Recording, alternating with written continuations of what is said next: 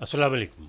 My name is Ashraf Bani Khan, and we will talk today management, marketing, and media. And our today's topic is brand equity and brand image.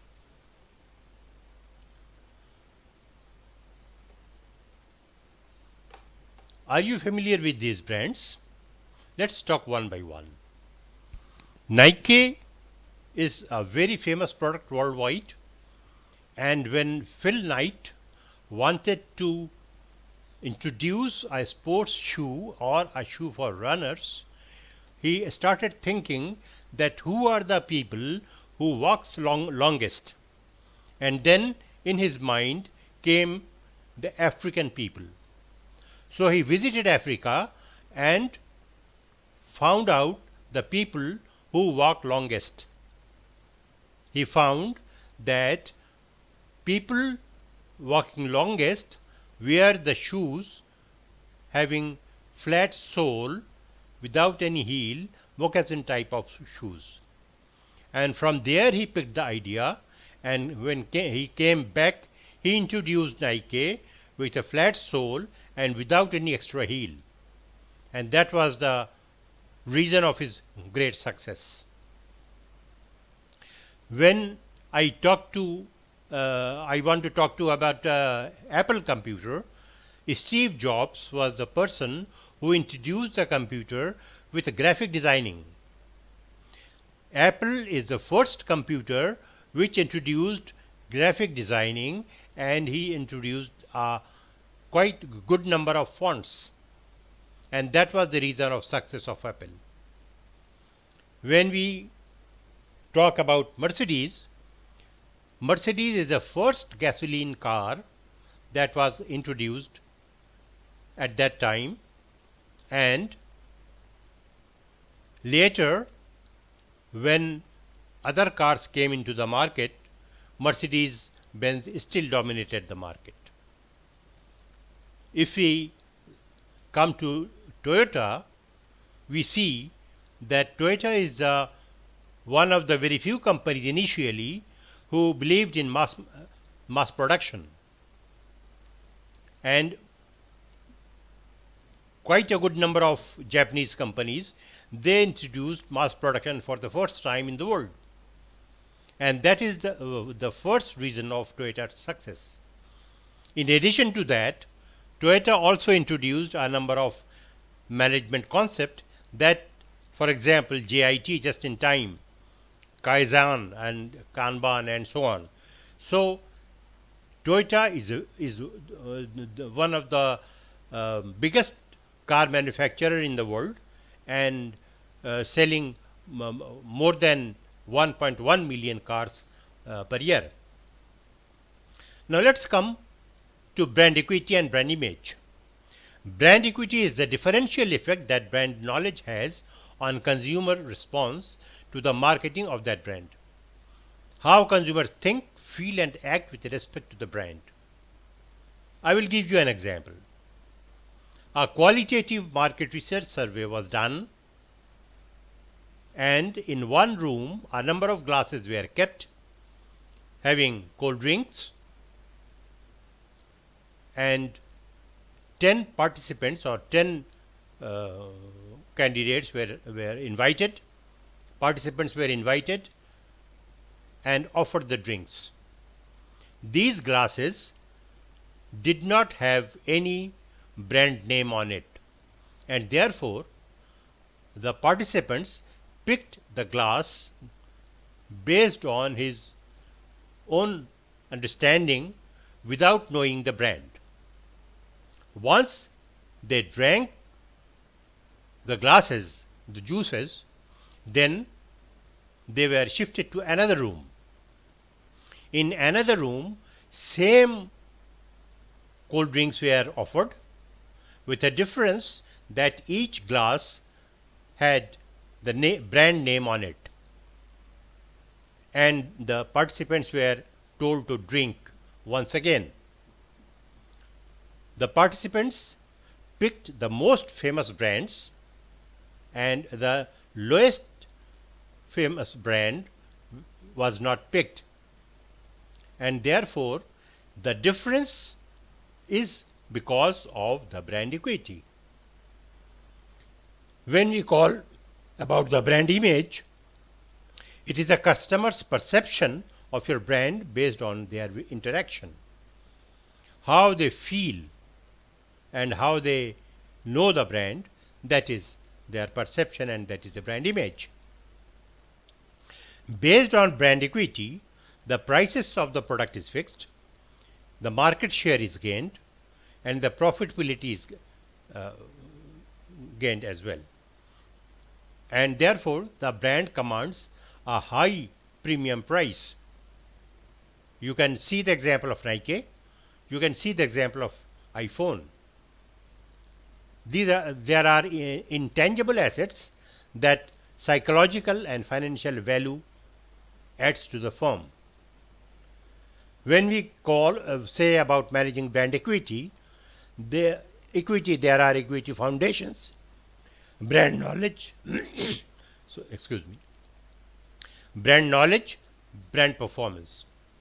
Equity foundations are brand vision, brand identity. When you introduce a brand, you should know where you want to go and how far you want to go and when you want to go within a limited time period. All the brands that I have discussed earlier had that vision, and they created brand identity for their products. In terms of brand knowledge, the brand awareness should be there for as many customers as possible, and a positive brand image should be inculcated. In terms of brand performance, that means the brand should work as per the customer's expectations, and that develops brand loyalty, and therefore you can get a high price or a premium price. When we say about brand loyalty is buying of a product of a brand consecutively 3 or more times without any limitation. And when we say limitation, that means there should not be any financial constraint, there should not be any distance problem, there should not be any problem of availability. Once again, when we say brand equity, the awareness needs to be created. How many customers are aware of the brand and what's their opinion? What is the differentiation of your product as compared to the competitive products? And I gave the examples of Nike, Apple, Mercedes and Toyota. You can know that Nike is the first product having a flat sole without any heel. That was the first product in the market. Similarly, Apple was the first product having graphic designing and fonts. Similarly, Mercedes was the first product having a gasoline engine. Similarly, Toyota was the first company manufacturing mass product on a mass scale, mass production. And when the difference is known to the customer, they start giving value to the product. That product has got a certain value and more value as compared to other products available in the market. And the product should be accessible. As I said earlier, there should not be any hindrance in obtaining or buying the product. That product should be available in that locality where the customer is there, in that region, in that country and so on. And once the product is purchased by the customer, he develops a connection with the product because of the attributes, because of the features, because of the benefits of the products that he or she is going to get. When we talk about brand is in the market for the consumers, and there should be a proper communication and visual identity that the consumer should know and consumer should identify easily. Culture and behavior. Every country or every society has a culture, and the product should be available in that country or in that region according to the cultural norms and acceptance. For example, in Muslim countries, there are certain products which are not acceptable, maybe because of its composition, maybe because of its name, maybe because of certain other aspect. Therefore, if the brand is international, these kind of things should be considered. Then products once sold should also offer services. And Henry Ford of Ford Motor Car Company were the first man who introduced 3S services: sales, service and spare parts. Before that, there was no concept of 3S, and there were no dealership. Henry Ford introduced the dealership concept in automobiles. Brand should have a personality. According to Acker, brand personality has 5 dimensions: sincerity, excitement, competence, sophistication and ruggedness. We will talk one by one. When we say about sincerity, we can say that sincerity is the quality of wholesomeness, is the quality of being good for your health and for you. Trustworthiness is the trust or confidence, dependability and reliability on the product. And when we say reliability, reliability is the consistency of quality of that product. When we say about the honesty, that means the product composition should be known to the customer. Whatever the composition is, it should be mentioned on the pack so that the customer know it. And in addition to that, the advantages and disadvantages, the pros and cons, the efficacy and side effects, all should be known to the customers. For example, in terms of medicine, there is a package insert, and in that package insert, the side effect profile is mentioned. Another example I can say that earlier some juices were introduced in the market, and in those juices it was mentioned apple juice or orange juice and so on. Later it was found that it was not an orange juice as such. It was just a flavor of orange and it was a flavor of apple. And therefore, the controlling authorities, they wanted the company or instructed the companies not to mention the word juice. Just drink and that's it. Similarly, there are examples of tea whiteners who earlier used to claim that it's milk, but it's not a milk, it's a tea whitener. In terms of authenticity, I can say that it should be true to your own personality. The product should have values, spirit regarding of the pressure that we have under to act otherwise. The values, ideals and actions should align. In terms of cheerfulness, the quality of a state being noticeably happy and optimistic. That means once the customer buy the product, they should be happy and they should be cheerful. In terms of excitement, I can say that when we say passion, that is strong and barely controllable emotion. That means the customer should be so excited that they should get the product enthusiastically, and there should be some adventurousness.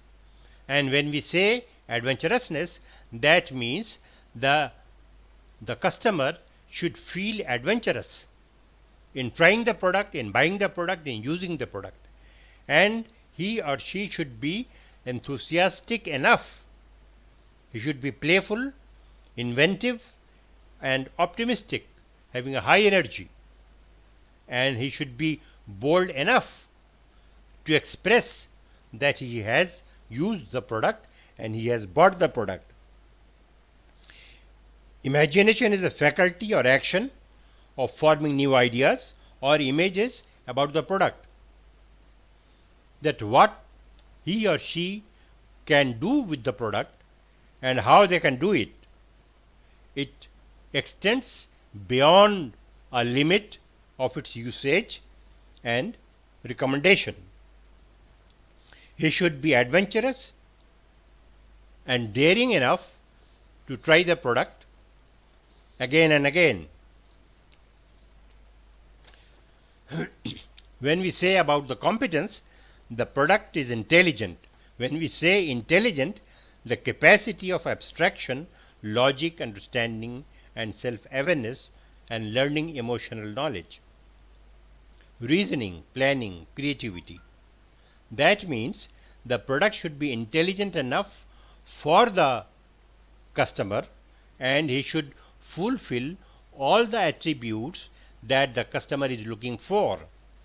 The product should be dependable for the customer, that the purpose of the usage should be fulfilled and the customer should be satisfied, and as a result the customer should feel successful. The product should be principled in terms of morality and recognition and right or wrong, what the product can do and what the product cannot. It should be known to the customers in a very principled way, in terms of conscientious wishing to do one's work or duty well and thoroughly. That means the product should be very honest and very conscious in serving the requirement of the customers. In terms of sophistication, the product should be elegant in terms of presentation. The quality of the product should be presented in terms of its packaging. It should have a composure. That means the state or feeling of being calm and in control. The customer should feel composed after using the product. Worldliness is the quality of being experienced and sophisticated, concerned with material values, and the customer should feel it. The customer should feel confident enough to say that they are using such a product. Tact is a skill and sensitivity in dealing with others or with difficult issues. In terms of product, it can be said that the product should be sensitive enough to deal with the customer in solving the difficult problems. In terms of ruggedness, I can say the product should be tough. When I say the product should be tough, that means it should sustain the fluctuation of weather, and then it should be strong, fit and active. Excuse me. Sturdy means strongly and solidly built in terms of product presentation, in terms of its packaging. In outdoorsy, we can say it should be associated with or fond of the outdoors. That means it should be resistant to the weather. It should be reliable, and as I said, that reliability is the extent of dependability consistently over a period of time. Now, how to increase brand loyalty?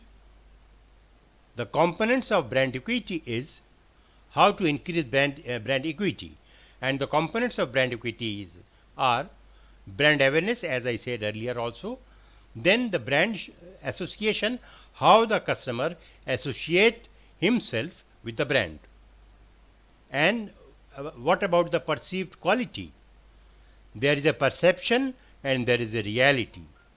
Each customer has a perception of the quality of the product, and once he uses it, that perception is converted into reality, either in totality or in part, and based on the brand experience, the customer prefer the brand again and again. And if he buys the product consecutively 3 times or more without any limitation, as I said earlier, without any financial constraint, without any distance problem, without any accessibility problem, that means he is brand loyal. Components of brand equity: brand perception. That means brand should be recognized by the customers, and they should be aware of the brand. They should be have positive or negative effects about the product, that is the customer experience, in terms of quality, in terms of customer preference, resulting positive or negative value. If the product is good enough, there is a positive value. If the product does not meet the requirement of the customer, it creates a negative value. Consumer perception, positive or negative effect, and the resulting value. All these combined together, they overlap each one, and ultimately brand equity is the result. The benefits of developing brand equity is that you can develop greater market share, you can charge a premium price, you can extend your product line easily, and you have a greater impact as a company. How to build brand equity? Build greater brand awareness, communicate brand meaning and what it stands for. Let me give earlier example of Mercedes. Its three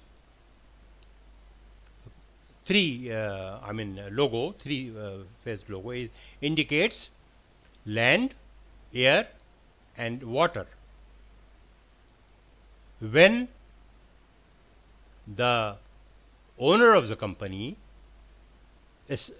designed this logo, he had in his mind that Mercedes engine should be used in the car, in land, in the air by airplanes, and in sea in ships. So you should know what you are communicating and what is the meaning of your brand. Foster positive customer feelings and judgments. Build a strong bond of loyalty with your customers. Build a brand customers love to reinforce brand equity. Your customer should love your brand. And if you have liked the presentation and you need our services, we are available. Thank you so much.